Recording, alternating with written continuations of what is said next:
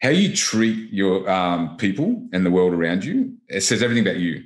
It says everything about what you think and how you treat yourself. And that was the starting point for me. And so you start pulling these layers off, and at first it's uncomfortable. And then you get to the point where you go, oh, this is pretty cool. I'm getting somewhere here.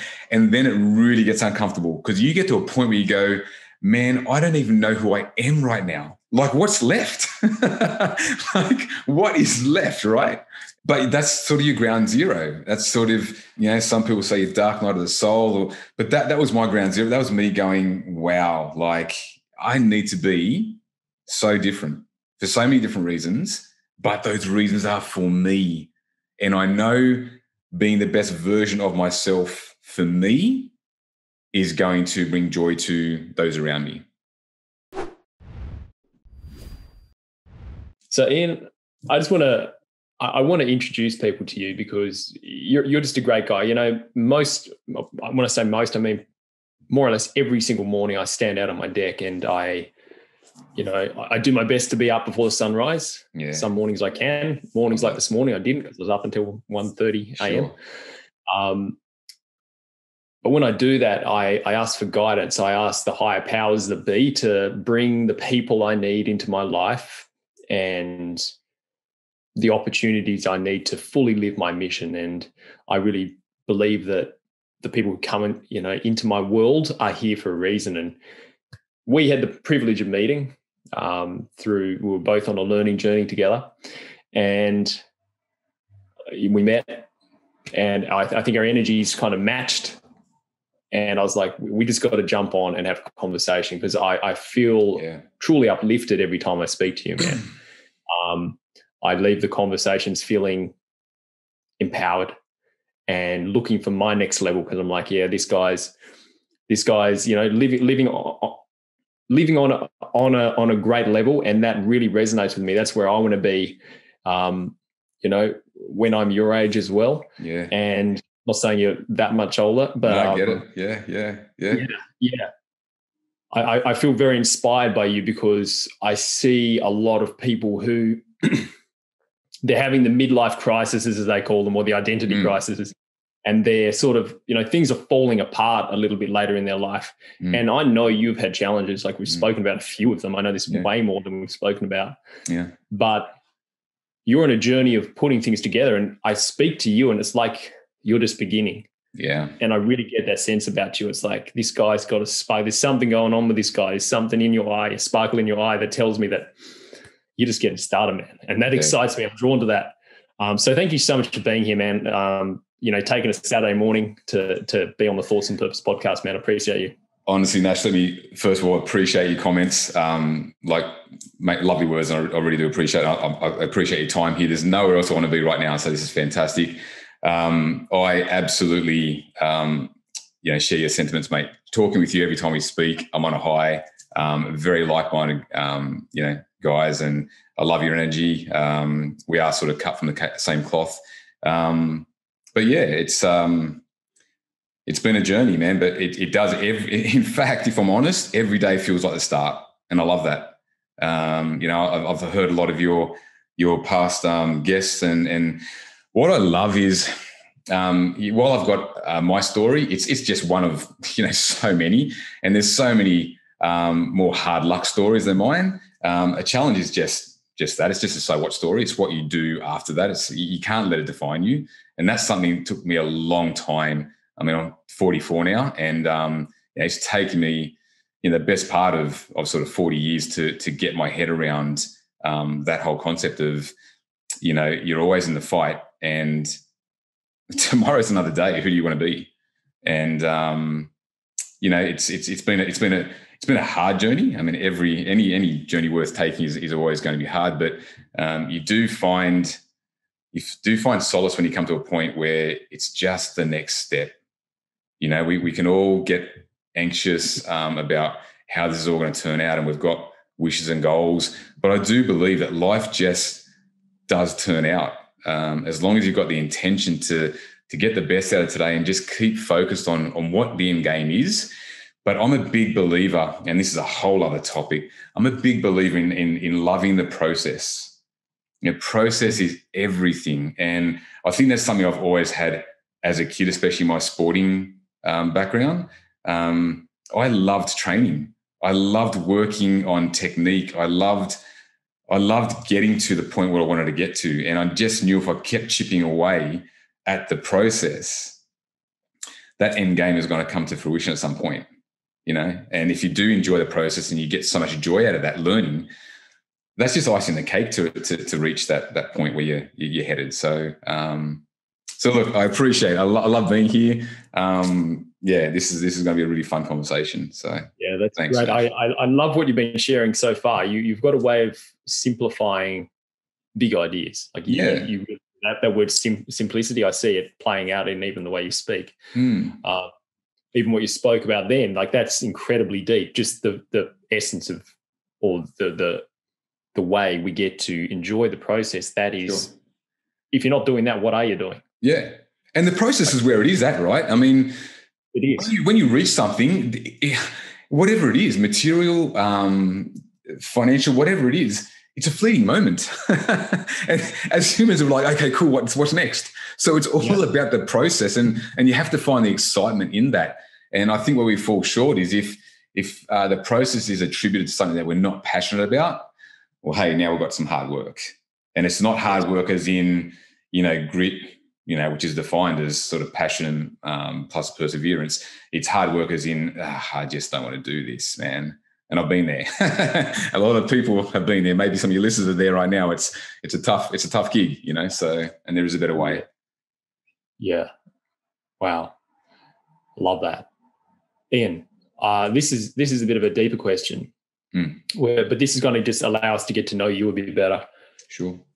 I'm going to read this as well to kind of do it justice. Sure. So I paint a bit of a picture for you. So I want you to imagine you're walking through a park, and on a bench there is 7-year-old Ian.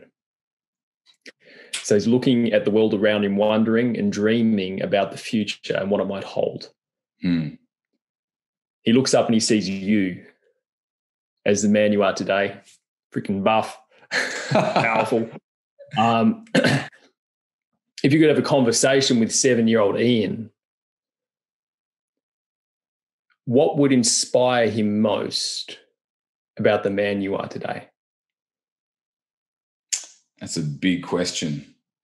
I think the fact that I've literally reinvented myself, where most people are resigned to, well, this is just who I am. I've absolutely reinvented myself. And, to a point we are all product of our environment. But again, I've been lucky enough to find, and again, people come into your life at the right times, situations. I was lucky enough to realize that we are creators. We're not victims. And I was a victim for so long. And that's not, it's no judgment there. I mean, we just tend to get stuck and think that this is it. But I think what would inspire the younger me is that I was always questioning things as a kid. Is this enough? What's this all mean? Just pretty deep questions for a young kid, I remember. Just not being settled, feeling like a circle fitting into a square. And, you have that whisper, and you go through things in life. And I think what's most inspiring is it's never too late to stop and listen and go, you know what? I'm making a change. This is going to be hard. But like I said, today doesn't define you, Nash. Like it doesn't define who you're going to be tomorrow. And so I think, in short, what would inspire the younger me is the fact that you get to choose what tomorrow brings. You get to choose how you turn up today. No one can ever take that away from you, no matter what. Yeah, I love that.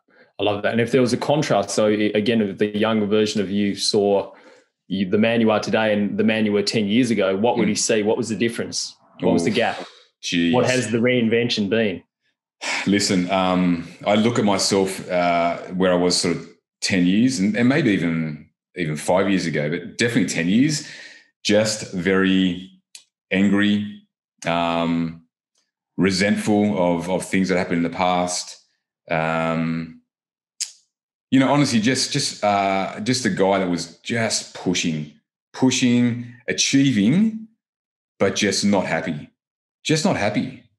and confused at the fact that I did have a lot and life was great, but I found it hard to find not just happiness, but gratitude, which was so hard. Some mornings, some days, you just think, I just used to judge myself.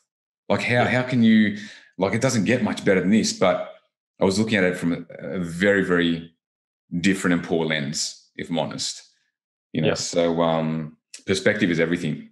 Perspective is everything, and experiencing exposure counts for a lot. And it's just how you react. How did you change that perspective, Ian? Oh wow! You know what? It's it's a process. And look, again, in my sort of flavor and fashion, I try and keep this very simple. Man, it's peeling back those layers. It's really sitting down and being honest and going, I don't like that about myself. I don't like the way I reacted to that person. I don't like the way I saw that situation. I don't like the way I speak at times. And you start making a list. And at first it's uncomfortable because you're quite judgy. And even with yourself, when you're judging yourself, we've got this wonderful thing called an ego. And, it starts beating its chest. And, once you start peeling these off and you start understanding what the ego is, and you start really almost taking a helicopter view, like a third person, just watching it like on a movie screen. And that's a good way to look at it, because you sort of remove yourself and you take away the emotion and you start looking at it for what it is. So I started looking at my traits, and I started looking at potentially people that I admired, older people, and what I was admiring. And normally it wasn't what they had, it was how they held themselves. It was how they treated people, and more to the point, how they treated themselves. Because let me tell you, and you're a smart guy and actually going to know this also, how you treat your people and the world around you, it says everything about you. It says everything about what you think and how you treat yourself. And that was the starting point for me. And so you start pulling these layers off, and at first it's uncomfortable. And then you get to the point where you go, oh, this is pretty cool. I'm getting somewhere here. And then it really gets uncomfortable, because you get to a point where you go, man, I don't even know who I am right now. Like, what's left? Like, what is left, right? And but that's sort of your ground zero. That's sort of some people say your dark night of the soul, but that was my ground zero. That was me going, wow, like, I need to be so different for so many different reasons, but those reasons are for me. And I know being the best version of myself for me is going to bring joy to those around me. It just works that way. And so that's another thing that I'm very conscious of these days, is just to, if I'm being the best version of myself, the most authentic, passionate Ian I can be, everyone's going to prosper in some way. Keeping it simple, right? Yep. So, man, I agree 1,000%. Yeah. I love that. Thank you so much for sharing that. Welcome. So 10 years ago, what was happening in your life? So obviously working, you had a lot going for yourself, and you've been in a lot of management positions. Yeah, I've noticed. Always in corporate. Yep. Incredible, which I like to talk about. But you have had, I guess, what some people would call success. But what was happening what else was happening in your world 10 years ago that sort of may have been bringing feelings up for you that was a catalyst for this transformation? Yeah. So in my former life, I was married, and went through a sort of marriage breakdown early on. Funny enough, sort of fumbled through that and made the decision to work on that, which it's so funny, Nash. At the time, I knew I was making the decision for the wrong reasons. But again, coming from quite a traditional family and just societal beliefs, you've got to try and hang in there. And so 10 years ago, there was a fair bit of angst in that part. And to be honest, the biggest thing that was going on 10 years ago was I wasn't living the life I wanted to live. I was confused on what that was. But, we talk about finding your clarity through contrast. I knew what I didn't want. And what I didn't want was the life I was living. Again, I had a lot. I had a good life. I had some great friends. Home life wasn't bad. It wasn't terrible. It wasn't angry. But I just wasn't happy and fulfilled. And I knew that for a long time. And that started way back before, like most things, it starts from a childhood. But again, at 10 years ago, I was very resentful for the things I'd gone through. And that's a whole other topic about, when we talk about your childhood and traumas and your parents, every parent is doing their best for their kid, but they can't be everything you need. And, then when we talk about, the mind and our beliefs and limiting beliefs and perceptions about ourselves, they're just interpretations we've given to events. And those interpretations are not always correct. But, you have thoughts and you build up a lot of those thoughts and they, construct beliefs. And as you know, those beliefs then start to forge your life. And so you really need to get to the thick of it, the understanding of where that sort of stuff came and let it all go. You got to let it go. You can't keep telling the poor me story. It does not define who you are today or who you can be tomorrow. And so in short, 10 years ago, I was just very, very resentful and confused. Mm-hmm. Yep. Yeah. And obviously that served a purpose because it was the doorway to everything you're doing now and the impact you're having. Yeah. Incredible. Yeah. And I love what you said about people's parents. That's a massive conversation. And I think a real place of power that people can get to, and, even if it feels super weird and uncomfortable, just saying my parents were that way and I love that. Absolutely. And just keep saying that. And because as soon as you say my parents shouldn't have been that, you're really insulting the perfection that is. Like if they went like that, you wouldn't have had other things happen in your life that are great as well. Like that was what it was. Yeah. What are you going to make it mean? What are you going to do with it? Yeah. So I love the work you do, my friend. It's And to that point, Nash, it's really important. So when I work with the clients and we're explaining how the mind works and what it hangs on to and how and why and where it comes from, you actually start seeing your thoughts and your beliefs for what they are. But then you actually start, when you notice them, there's no judgment. You just let it go. You just let it go. It's there's a point in time and I don't need to hang on to that. And so my dad and I didn't have the greatest sort of relationship when I was younger, but it's so funny now because I've got a 16-year-old son and he's a great kid. He's truly a mate of mine. He's unreal. And it is so funny. I will literally be reading a book or, working on some content, whatever it is. And I'll stop and look at him and he'll be like, what's up? And I go, do you remember when you were 7 years old and I told you such and such?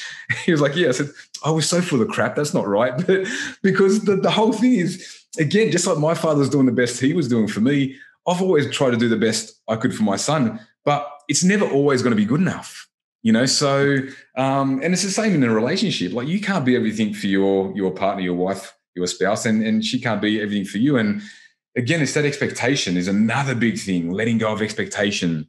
When you let go of expectation, man, that opens up so much relief on so many levels. So yeah, it's liberating. Incredible, man. Incredible stuff. I'm glad we had that conversation. We've got a bit of a problem with this interview, Ian. I'm not too sure which bits we'll cut out for clips because there's so much gold. I love this. This is fantastic, Nash. It's good. It's good.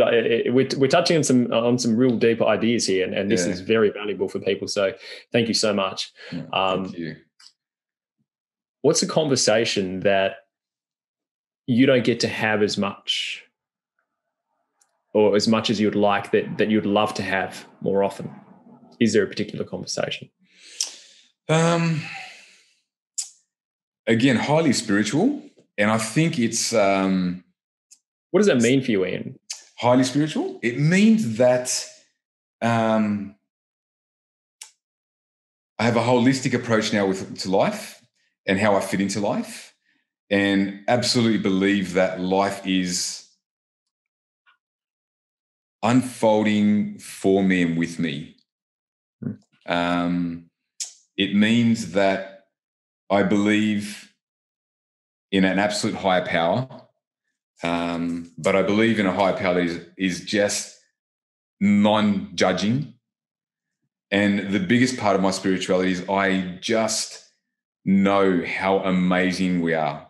Like we talk about divinity, and I do believe that we are just capable of so much. I mean, when I think about the human body, you and I sitting here now, what is happening just here, the amount of, so many billion trillion cells like just reshaping, reforming right now as we're talking, the amount of blood coursing through our bodies and taking the breath and the heartbeat, it's just, we don't stop and go, wow.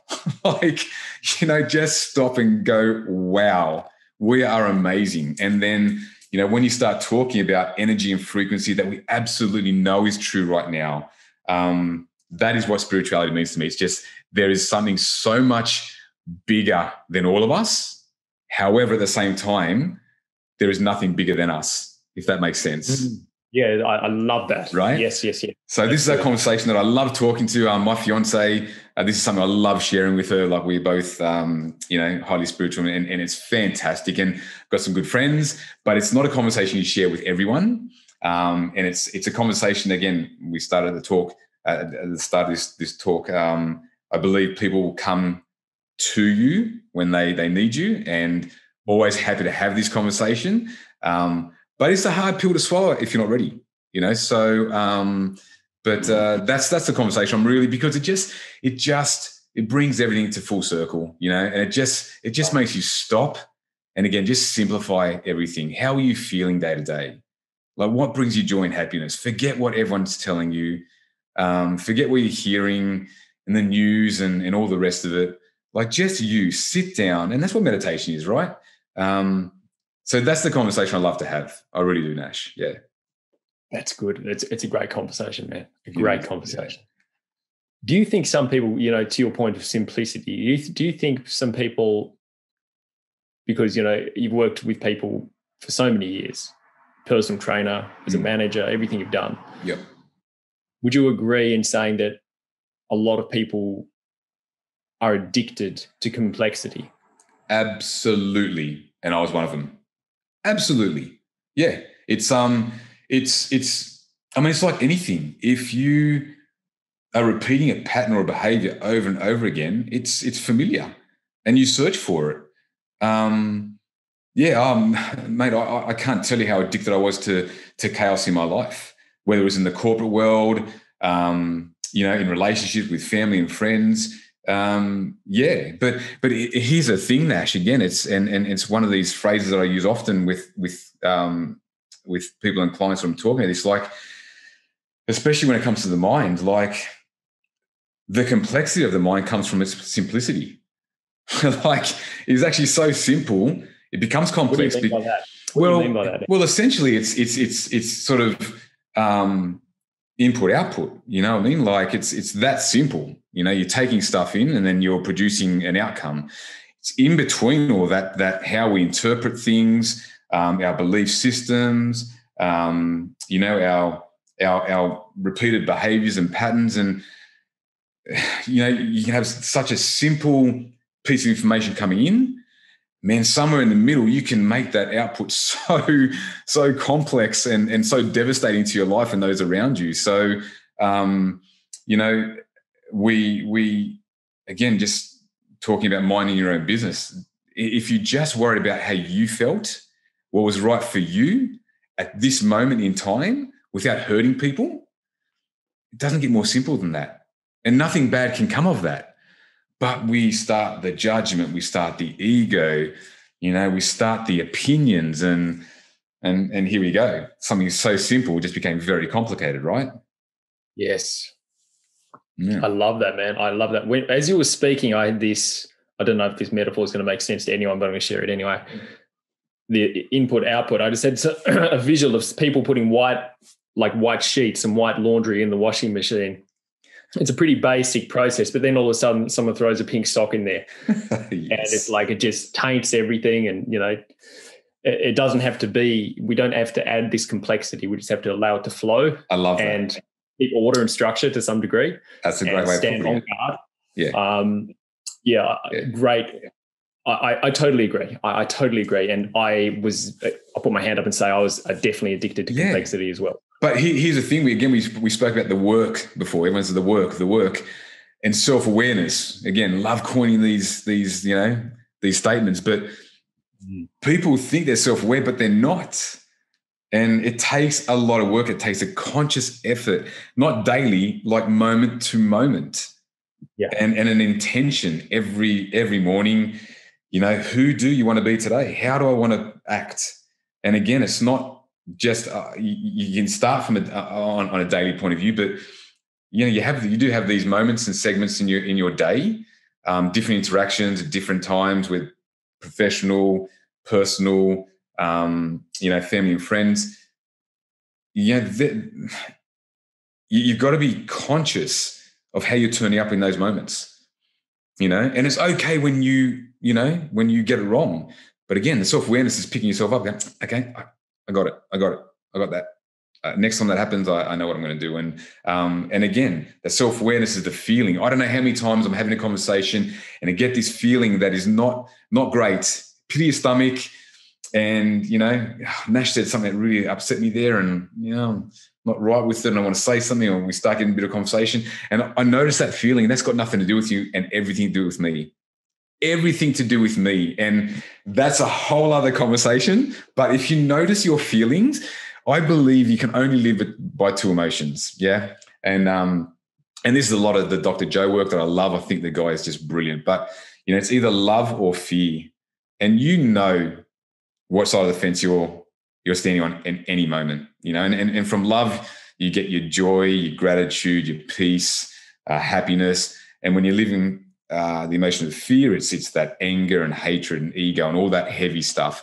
And but I can tell you right now, whatever that feeling is you've got, it sits with you and not the other person. It really, you're out of alignment of who you want to be. I'm judging you right now, and I don't like that. That's not who I'm supposed to be. And I need to change that. It's got nothing to do with what you just said. To our point before, you have the right to live the life you want and make choices you want. That's fine. Those choices don't affect me.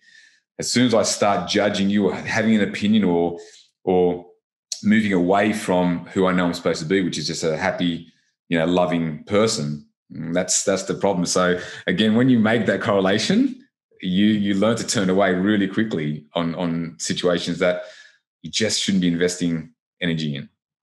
Yes. Yeah.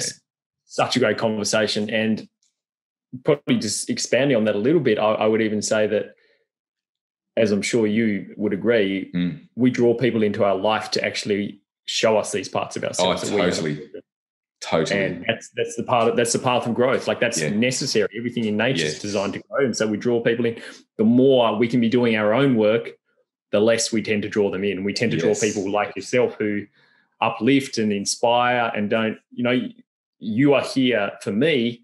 You're someone who's, you've completed Ironman challenges. You've done a lot of things I'm aspiring to do as well. Yeah. So I look at that and I'm like, well, that's a great influence. You're giving me a healthy challenge as opposed to a challenge that's causing me to feel all the toxic feelings. And those challenges are necessary as well, because again, they identify what you're carrying. Yes. But do your work, and you will avoid having people who come into your life and show you where the buttons are. Yeah. And another myth I really want to debunk right here and now is, because I know when I'm working with people and they come and they want to get rid of these thoughts and the beliefs and be a better person, and they somehow think that they're never going to have a negative feeling or thought ever again. And it's like, no. Like, your negative thoughts and feelings are so important. They play a big part in your life, because go back to finding your clarity through contrast. When you're feeling those negative emotions and feelings and have those thoughts, that's your emotional compass or your emotional guidance system. There's a bunch of terms, choose whatever resonates with you. But that's your inner self going, well, this is not good. I got to pivot here. I got to change direction. This is certainly not where I want to be. I'm moving away from that. So, again, it's just that point of attraction, right? Like, worry about what you do want. Have the conversations you do want, see the things you want to see. Turn away from things that are just making you feel that heavy, sort of energy sapping sort of feeling. So, like you said, people and situations come into your life to show you versions of yourself and give you direction on where you want to go. And we're always course correcting, always. It's so funny. I don't know where I heard this or read it, but apparently this is fact that when a pilot or pilots are flying a plane, 95% of that journey, they're course correcting, like literally changing. And that's such an important thing for us to remember is people start freaking out when things aren't turning out the way they want, or this is not how I saw things happening. And so that whole expectation again, right? So as I tell people, just keep your dreams and your vision, in focus, and just know that you're going to have to always course correct, because we're navigating in a world where there is so much going on, so much stimulus, so much distraction. It's a multiplayer game, if you like. You're not the only person in this game. So, you are going to get some bumps and scratches from different people and situations. You just got to keep course correcting. And a lot of it, what you just said, that people coming into your life and situations and experiences, that's all for the benefit of you course correcting. And that's all that is. So again, when you alleviate expectation, the blueprint in your mind and that timeline of how things are supposed to work out, just dump all that. Just stay present with what you can do, what's your action today to move forward, sideways even. There's a lot that can be said for that. Yeah. That's amazing stuff, man. I love it. And that metaphor of the course correction in airplanes, I actually had that come into my mind as you were speaking before, because I've heard that same thing. It's so true. Yeah. And the other one, using the airplane metaphor, is the 1 degree off when they take off can literally end up in a different state, or in some cases a different country. Correct, right? Over time. Yeah. It's huge. Yeah. Ian, do you believe everyone on earth has a purpose? 100%. Absolutely. What makes you say that? Because we are absolutely unique. Like there's no one that is like you. I mean, and here's the funny thing. So I think you and I had this conversation a couple of weeks ago. Like when we talk about, you can have people that are similar, even doing a similar thing, or even the same thing, but it is going to be different because you are you and I am I, right? So when we talk about purpose, it is sometimes, it might seem like a hard thing, but I think it's only hard again because we complicate things. I think as a kid, and even growing through adolescence, you know what floats your boat. We just know. I mean, you watch kids, man, they're innocent. They find joy in the simple things. But if you let them do what they do, you can see their traits. And I knew what my traits were straight off. I knew as a kid. I mean, there were things I did that I just loved it. Didn't care what the weather was like outside or who said what. It brought me joy. And I could do it until the streetlights came on and mum and dad were calling me inside. Like, I'm sure you were the same as a kid. There were things that just brought you absolute joy. Your purpose is to understand first and foremost what that passion is of yours, and then how do you bring that joy to people or the world? Like, because I think we're all supposed to be live a life of service in some point, in some way. I really do. And we talk about everyone's connected, and I do believe all that. So everyone definitely has a purpose for sure. Yeah. Totally agree, man. That's great stuff. What have been, again, you've spoken about fitness and you've said about your morning routine. What have been some of the most beneficial habits you've developed in your life, Ian? Definitely movement. movement from a young age, just movement. And I mean, we know through science now also how important, purposeful movement is. Physiologically and biologically, there's so much to be said about self-care with movement. There's so many things documented. I've got a book, I forget what it's called. It's something about the body's chemistry. If you're upset, depressed, whatever, with movement, your body can release these chemicals and hormones that are like thousands times more potent than any man-made antidepressant. So movement for me has always been huge. Probably over the past few years, what's been important to me now is, and it doesn't change, I've always got up at a certain time. That's never changed. I think that's important too, just discipline. Simple things as making a bed. I know it sounds silly, and I know a lot of people talk about it, but it's an intention, it's a goal that you set and something you've achieved really, really quickly. So it's a great start to the day. But for me, it's getting up at the same time. There's not too many days I don't meditate. They will change in duration, but I'm good normally most days for an hour, sometimes an hour and a half, but depending on what's happened the day before, what I've got on, it could be a half an hour.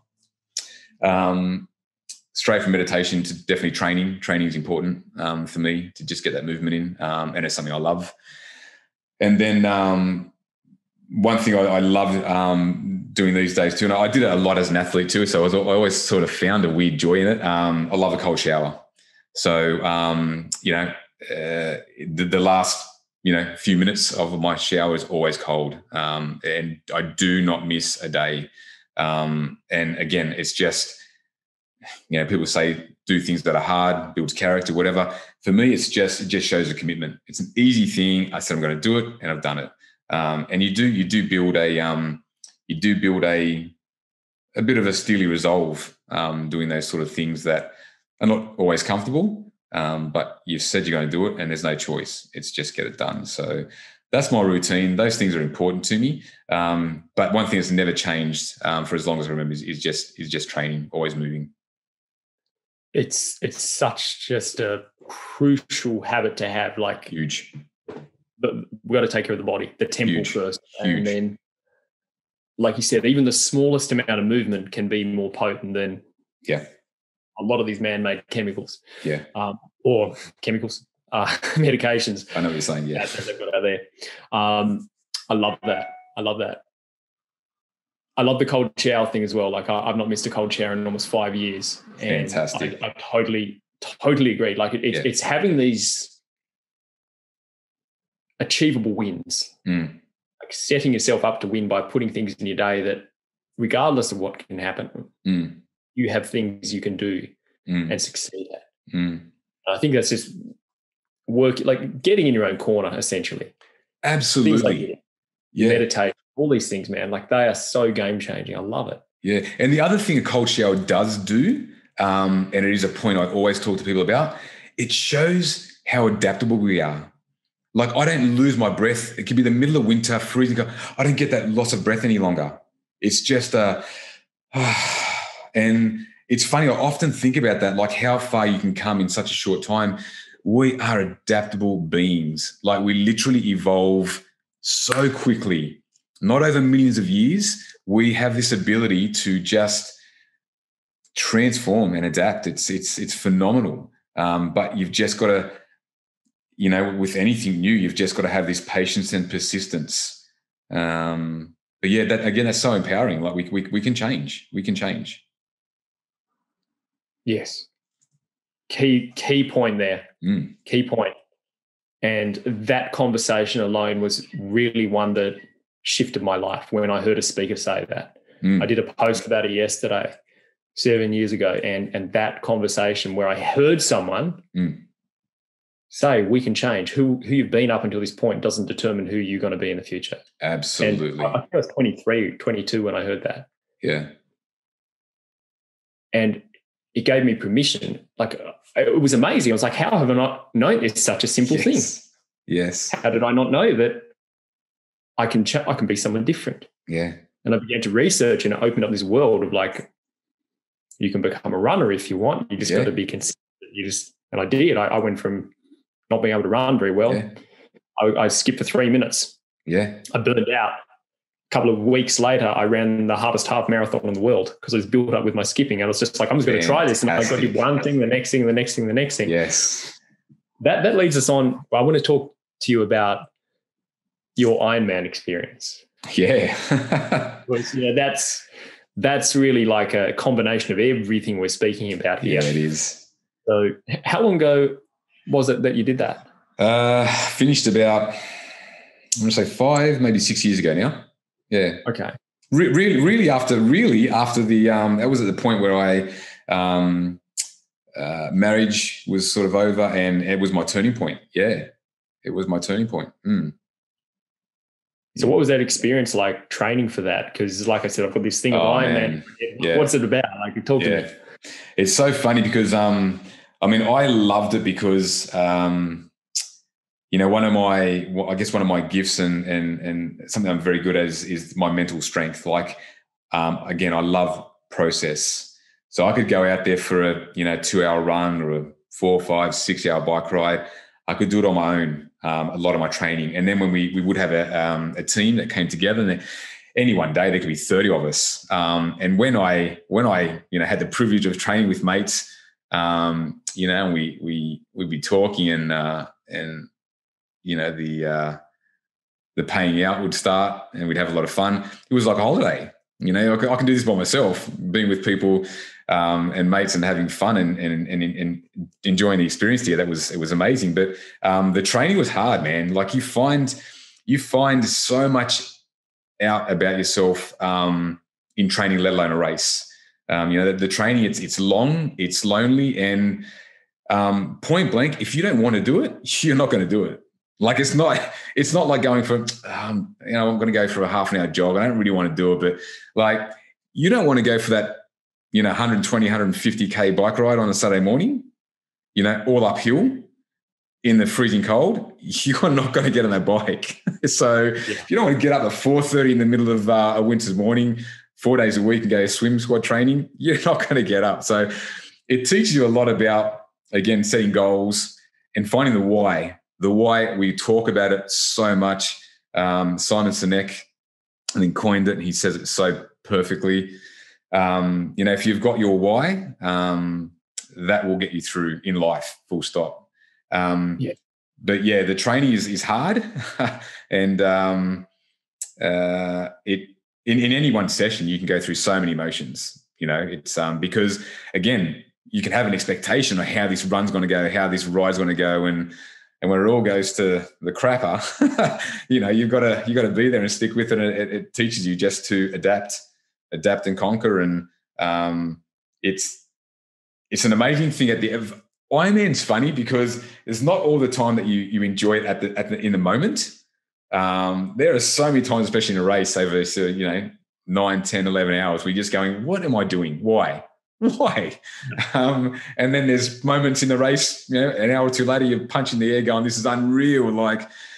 But when you cross the finish of an Ironman, it is, I don't care how many you've done, it is super emotional. Everything in that moment means so much. The support you've had from family and friends, the love and care you gave yourself, the grit and determination you showed, everything. Imagine all those emotions over, and an Ironman build, if you're a fair athlete, normally went over sort of 12, 13 weeks, and it's almost like a pregnancy, even those 12, 13 weeks. You hear women, I just want to get it out now. I've got 3 months to go and I've had enough, and it's like that. Your first few weeks, you're like, a little bit unfit. Here we go again. Then you're in the middle of it. You're going, this is going to be cool. I've got a goal here and I'm feeling good. And then you might have a few injuries or niggles. You start feeling the doubt again. Then you get to a point where you're just emotionally exhausted. You've got 4 weeks to go and you're like, it's just enough already. But it really does sort of translate a lot to life. There are so many highs and lows that you've just got to navigate through. And like life, it's all about just pushing forward, moving forward, and just dealing what presents itself, and always learning. You're always learning. So I don't know if that explains enough, but it's does. Oh man, it gets me excited. I'm like, ooh, I like the sound of this. It's so funny though. I'm glad I did it. I'd never do it again. I've done it. Sort of 7 odd years or whatever was enough. And I was fairly competitive. That's just my nature. I wasn't there to be a spectator. But I can tell you now, it's funny when I do talk about it. And this is about life, like understanding the process and enjoying the process. If you worry too much about the outcome, it can become overwhelming. When I think about it now, if I stood on the start line of an Ironman and sat there and went, okay, wow, now I've got to swim, 4 odd Ks in the ocean. Then I'm going to get on the bike and ride 180 Ks. And then I get off that bike and I'm going to run 42.2 kilometers, a whole marathon. I would never have taken off that start line. But you break it down, you go, right, I just got to get in this water safely. I got to take these first few strokes and I got to get to that buoy. And then I got to get here. And it's just these segments. And I think that's the same thing with life. It's just, you've got to make sure that you stay in the moment, understand the process. You got to do life in bite sizes. Otherwise you can be overwhelmed. And I see that's where a lot of people are heading. It's that timeline. It's got to do this, got to be here. Wow, in 10 years I've got to have that. And that's a beating to nowhere. So yeah. One step at a time. That's golden advice right there. Yeah, chunk it down, make it manageable, make it achievable. Yep. I think the thing that would freak me out the most about an Ironman would be the swim. I got some work to do there, man. Can I tell you a story? Let me tell you a story. Yeah, and this is quite funny. So I've always been a strong swimmer, but I was never a squad swimmer. And I remember starting out in triathlon, I was always the last one out of the water. Like literally, people in a triathlon, you're always freaking out going, you put your bike in a rack and there's like 100 bikes, then you're like, God, I've got to make sure I find my bike, and you try and work out these little, spots that you can make reference for. I didn't have to worry about that because I literally got out of the water and my bike was the last one on the rack. And I remember I'd been doing triathlon maybe a year, and they were just sprint distances. And I made the decision, as only I would, to just jump in and go, I'm doing an Ironman next year. And I had 12 months. And I remember having almost a panic attack in this, because it's a very violent start, the swim. It's not a fun thing. People pulling you under, you're getting punched and kicked, and it is a scary thing. So, and I remember I had a panic attack in this race. And I finished the race, and I remember saying to some mates, man, I've got to nail this. Like, I have to nail this. I'm doing an Ironman next year. And I'd already signed up well in advance. And the point I want to make is, like, over that time, I set a goal for swimming and worked out, again, in little bite-sized parts, like, how am I going to do this? How am I going to get over these fears, and how am I going to become better? And you put this plan in place. And once you've sort of put that plan in place, then it's just about the process, just sticking to it. And, I got myself to a point where I was sort of, a fairly good swimmer, like a middle, or sort of ahead of the middle of the pack. So, sort of an hour swim, which is a pretty fair swim. But again, it just shows how adaptable we are. There's really not much you can't do if you give yourself enough time and the right sort of plan and progress. So yeah. I'd be interested to see how I really hope you get to do your Ironman. And if I can help you with some training, fantastic. But I think you'd love it, and it'll be a great thing for you. Yeah, just a stretch. It's definitely something I will do in my lifetime. It's cards, and I'll make it happen. It's one of those goals. Because, like you said, you take your fitness to the next level, and it's like everything else in life, because everything is touching everything. You take your fitness in particular, you value your health, you value the body. It's like everything else elevates. So you definitely look to you for some guidance there, man. Yeah, for sure. Amazing. So much I want to speak to you about, brother. I would just like to tap into quickly about the impact you want to have on people's lives through your work. Obviously, you're a coach. You're supporting people through really reprogramming their subconscious mind. So not just surface level stuff, you go deep. Yeah. You support people make real shifts in their life. Why is this work so important to you? I think the biggest legacy I can have, and this is just my personal opinion for me, is if you can touch one person and make their life a slightly easier journey, a better experience, for me, that's everything. You know what I mean? Like, it's just it's just living a life of love and service. I don't want people to have to make mistakes that I made. And look, we all need to go down different routes for different reasons. And again, it is all experience and exposure. But if I can grab someone's hand while they're going down a really dark hole and go, well, you've gone far enough. I've been down there. There's no need to go any further. I can tell you, just come up and there's a better way. If I can explain to them how enough they are, how brilliant they are in their own right, and just learn to live and love you, for me, that's everything. Because the best version of life that you or anyone else can think of for yourself, it's achievable.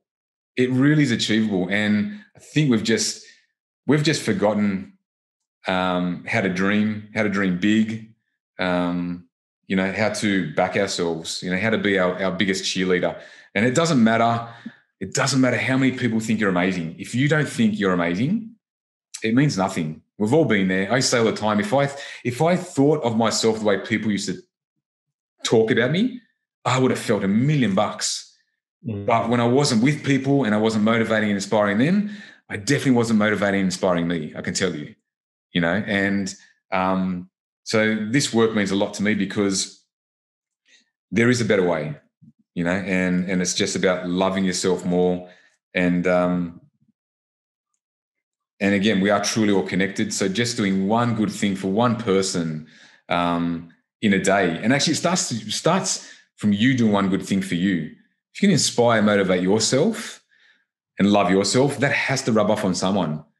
And then that's got to rub off on someone else. I mean, I often think of, someone that said something nice to me one morning or a smile. How many times I've thought of that person that day?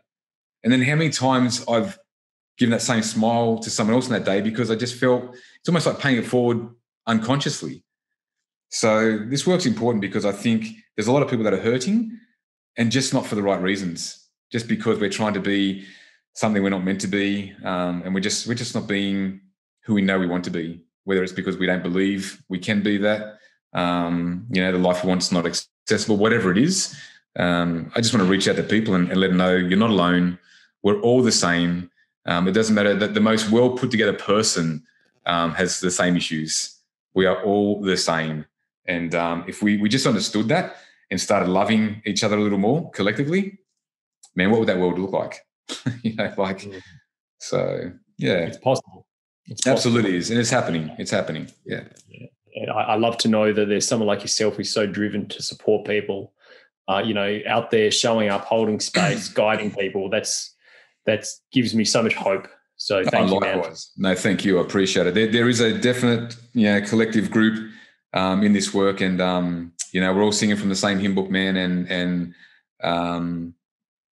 it'll happen. It'll happen one person at a time. Yeah. Yeah, it's our greatest opportunity moving forward as a world. So Ian, I'm going to ask you our final question now, and I just want to thank you so much for being part of this conversation and give us your time and give us your experience and knowledge. Thank you. Before I ask the last question, what's the best place people can get in contact with you, mate? How can people connect with you? Yeah, so email is just Ian, IAN, at mindhealthperformance, all one word.com. Instagram is mindhealthperformance. And the website, which is launching hopefully in the next week or two, it's been redone. It's just mindhealthperformance.com.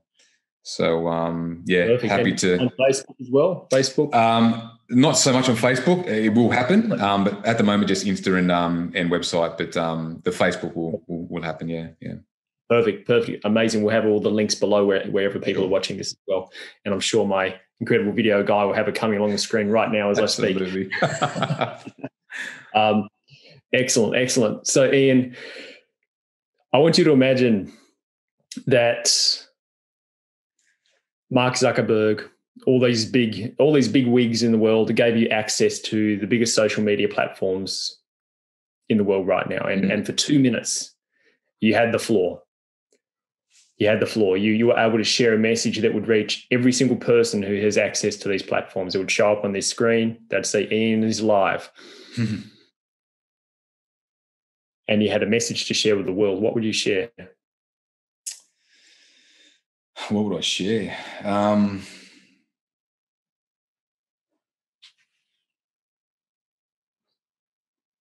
I think there's a few messages. Number one would be, as we've all heard before, thoughts become things. So mind your thoughts. Really watch your thoughts. Secondly, and most importantly, as I've said, try to live life from a vantage point of love and care, because you never know what someone's going through. And we're all in this together. As we've heard before, no one gets out of here alive. And thirdly, probably is just strive for the best version of yourself and what makes you happy, what brings you joy. Because as I said, when you're living a life of happiness and joy and living a life of just passion, everyone around you benefits. It's contagious. And, attitudes, it's everything. So for me, it's really about be brave and live a life that you're going to be proud of when you look back. Keep it simple. Just keep it simple. Yeah. I don't know if that's enough, but like I said, I'm a simple guy. That's enough. No, that is definitely enough. And that's what people need to hear. That's perfect. So thank you so much for sharing. So Ian, like I said, every time we have the conversation, I feel so uplifted. I feel so inspired to look at how I can take my life to the next level. So just want to really thank you for the way you show up, man, the energy you bring, the enthusiasm. Followed a great entrepreneur called Peter Daniels for many years, Australian guy, actually. Yes. And yeah, he had the sign in his office, get enthusiastic or get out. Yeah. And I feel that about you, like the enthusiasm with you, it's genuine. It's not like pumping up. It's not fake. I can tell this is who you are. Yeah, I appreciate that. Thank you. Thank you for the way you show up, man. And sure. Yeah, keep shining a light. Keep uplifting people, man. Will do. You too. I love your work, Nash. I really appreciate this time. I've had a lot of fun. Hopefully we get to do it again sometime, but I appreciate your time. Thank you so much. Appreciate it, brother.